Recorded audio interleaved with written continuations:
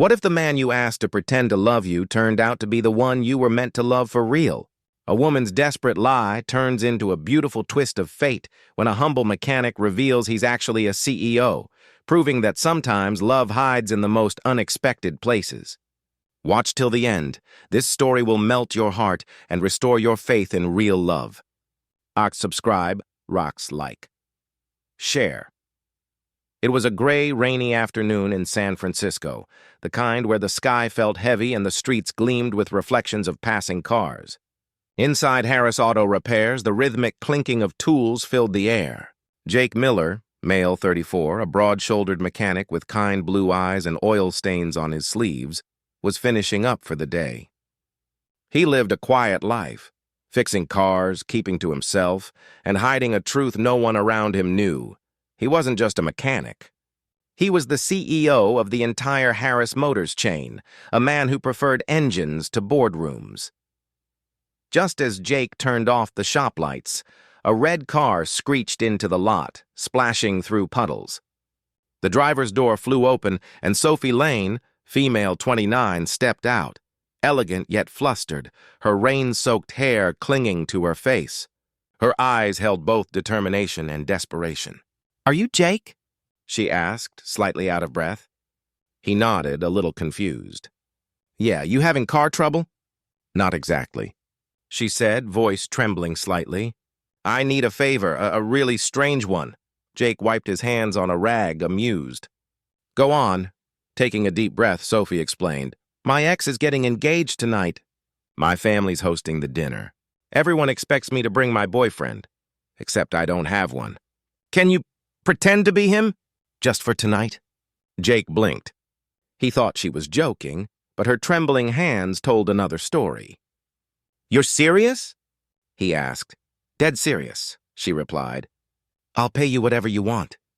Jake studied her for a moment.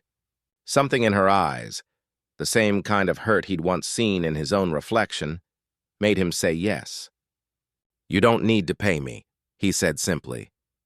That evening, as the rain eased, Sophie arrived at the auto shop in a soft blue dress. Jake was waiting, clean-shaven, hair slicked back, wearing a borrowed suit that somehow fit perfectly. Sophie's eyes widened. He didn't look like a mechanic anymore. He looked like someone out of a dream. When they arrived at the restaurant, all eyes turned to them. Sophie's mother smiled proudly, her ex's fiancé looked uncomfortable, and her ex himself froze mid-sentence.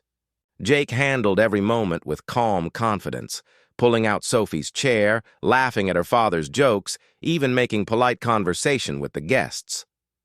Sophie couldn't tell when the pretending stopped.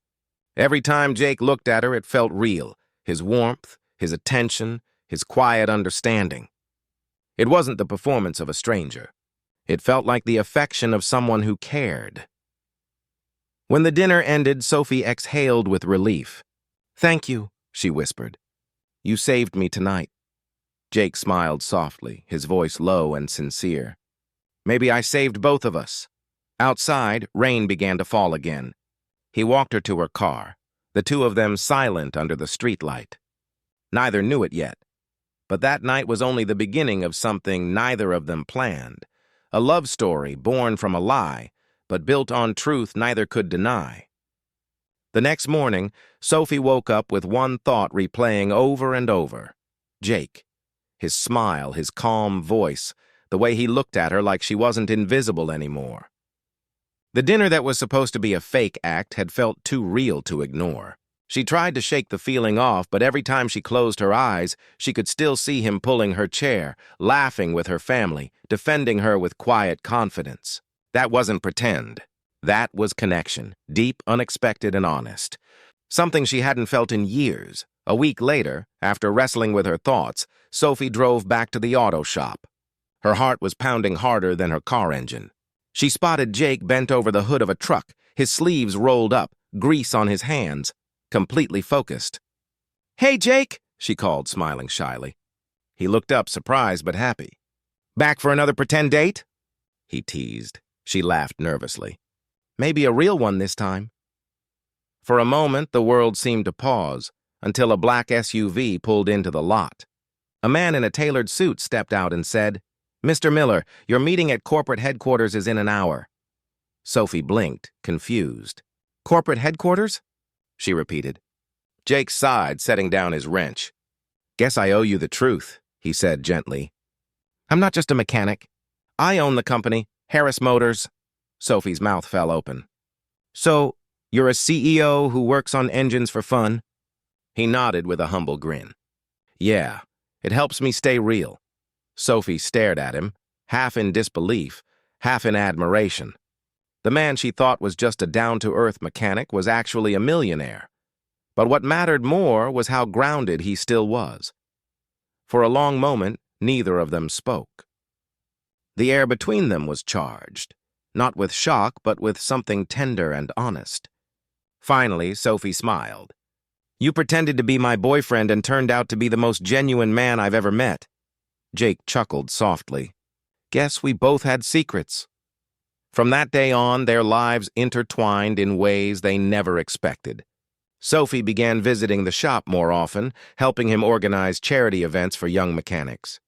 She eventually left her marketing job to help Jake rebrand Harris Motors into something more human and community-driven. Their partnership was effortless. She brought strategy. He brought heart. Together, they turned the company into a national success story, one that valued authenticity over image. But beyond business, they built a love story that was just as real as the engines they fixed. Late-night drives became their therapy, and coffee at the shop became their ritual. Jake taught Sophie how to find beauty in simplicity. Sophie reminded Jake how to dream bigger than his comfort zone. They weren't pretending anymore. They were building something lasting. A year later, on a crisp, rainy evening, Jake took Sophie back to the same restaurant where it all began. The same whispers, the same soft lighting, but this time, no act. As the lights dimmed, Jake got down on one knee, holding a small velvet box. "Can you pretend to be my girlfriend again?" he asked, smiling through nerves. Sophie laughed, tears in her eyes. "No pretending this time." When she said yes, applause filled the room, not just for their love story, but for two souls who found truth in a lie that turned into forever.